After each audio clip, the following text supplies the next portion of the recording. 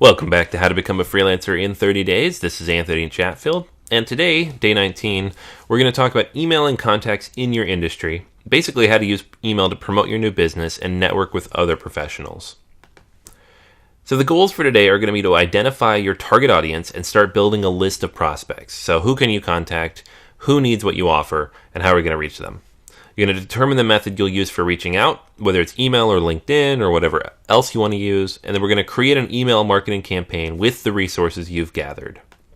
Basically, our goal is to reach out to people directly rather than waiting for them to come to us, just to kickstart things and start connecting with people that you would find ideal clients. So to do that, we need to identify your targets. The first question to ask is, who do you want to target? By now, hopefully, we're almost 3 weeks in. I'm hoping that you have a good idea of who your ideal client would be. Who do you want to work with? Whether it's a veterinarian or a doctor's office or a plumber or a local contractor or a restaurant. Who is the type of business owner or individual you want to work with, and where do they spend their time? This is how you're going to start creating your list. Now, you can do this manually. And the easiest way to do it is to use a tool like LinkedIn or Facebook just to look people up based on those criteria. Or you can pay someone to do it. In the past, I've been able to pay people to manually put these lists together based on the criteria I provide pretty inexpensively, but inexpensive is relative depending on your budget. So you're still looking at $50 to $100 to build a solid list of a couple hundred people. So it's up to you. It takes maybe 2 to 3 hours to do this. So even if you just gather a handful of people within an hour, that can get you started. I would only aim for batches of about 100 people at a time, though. That'll save you a lot of time. And make sure you create a new separate email address while doing this so that you don't have any issues with your current email address. We're not spamming people. You're going to email them directly. You're going to provide direct information. You maybe won't even email them. You're just going to use this information to kind of build a profile and learn how to target better. But if you do email people, you don't want your current email address getting overflowed or shut off even if people complain. Another tool you might consider is getting Boomerang for Gmail, if that's what you're using, or just using Outlook. Both of them let you schedule stuff and check for follow-ups without having to do it all manually. So it'll speed things up quite a bit. If you haven't yet, we talked about this just a little bit. Focus on a vertical or geographical area. It's great to work with everybody when you first get started. So if somebody comes to you with a project and you want to do it, please do it. But don't necessarily target everybody. Choose a specific area so that you can build expertise in that area and start adjusting. It helps you learn the language a little bit. You can go on LinkedIn groups and look up, for example, plumbers and see how they talk about their business and what they need. It also helps you kind of adjust your marketing campaign and your tactics and the language you use on your website based on what that persona talks about. It also helps you kind of adjust things like email headlines and copy, because if it doesn't work once, you know that all these people you're contacting kind of have roughly the same background. It'll help speed things along. Okay. Make sure you personalize your message though. Like, don't use a form letter. That's borderline spam. Even if you're sending these individually, you're going to get a low response rate no matter what you do. So the key here is to make sure that you customize as much as you can, talk about their business, use their name, their business name, their competitors' names, and you can use a template to get started, but make sure you tweak it as much as you can. And that's why I only do batches of 100, so I can focus a little bit. Be prepared for rejection. I think out of every 100 emails I used to send, and this was like very early on. Once you get your website up and all that content churning, that's going to do a lot of the work for you. And if you have money for an advertising campaign, you can almost skip this lecture completely and just focus on paying for the traffic so people come find you. But in the meantime, if you don't have any money and you don't have any content up yet, this is the most efficient way to get started reaching out to people. Just don't expect a lot of them to write back. And some of them might not be very nice.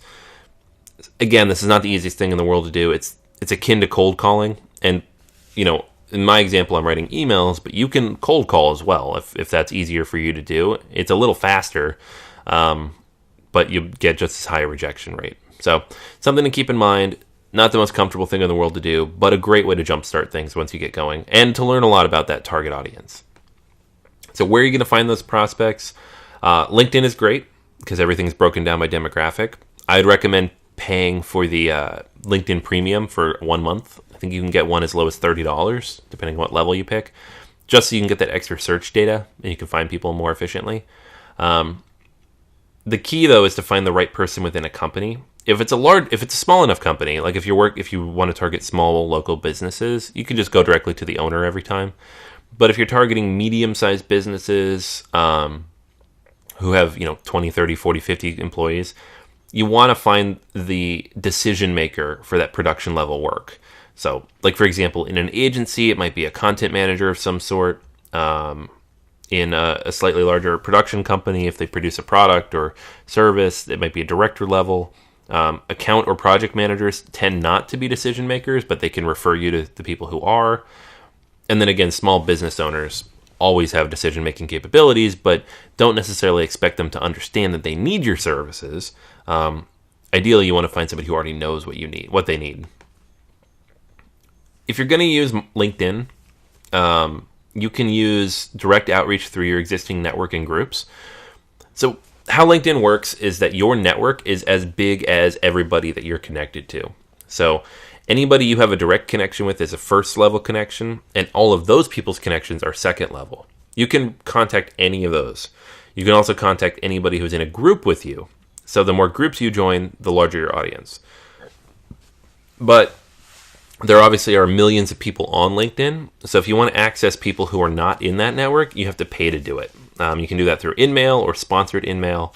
These cost money. That's part of the LinkedIn Premium campaign. But it ensures they open it. If they don't open that email, you don't have to pay for it. So it is pretty targeted, and you do get a lot of responses out of it. But whether you get work out of it will depend on how keen your targeting is and how direct you are with the emails you send. And then creating your letter. Avoid copying and pasting form letters, but also don't write from scratch every time. So it's kind of a catch-22, but you'll want a template, something to start with, something basic. I'd aim for 150, 200 words tops. Keep it short, add an image or a call to action. It doesn't matter if it's a little bit marketing. If you're going to add an image, though, make sure you at least have an image of your picture as well, in the signature. It's fine because people, it's the second they start reading, they know it's a marketing message anyways. Just don't make it too cheesy or over the top. Link to a form on your website or a piece of content you've created. If you are creating content, have an offer of some sort, this is a great way to build trust. It's just be like, hey, I have this awesome thing, you want to take a look at it, rather than, hey, do you want to hire me? Because the latter, even if they would be interested, it just comes off as a little too direct sometimes. You'll get a lower response rate. So unless they're ready to hire at that exact minute, it's going to be a little tough. And then schedule time for your messages that you can reply to immediately. This is where Boomerang or Outlook come in handy.